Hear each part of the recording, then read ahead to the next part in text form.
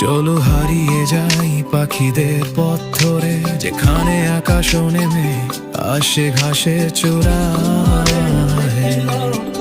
চলো ছুঁই পাহাড়ের চুপ থাকা, হারিয়ে যাই অরণ্যের অলিন্দে।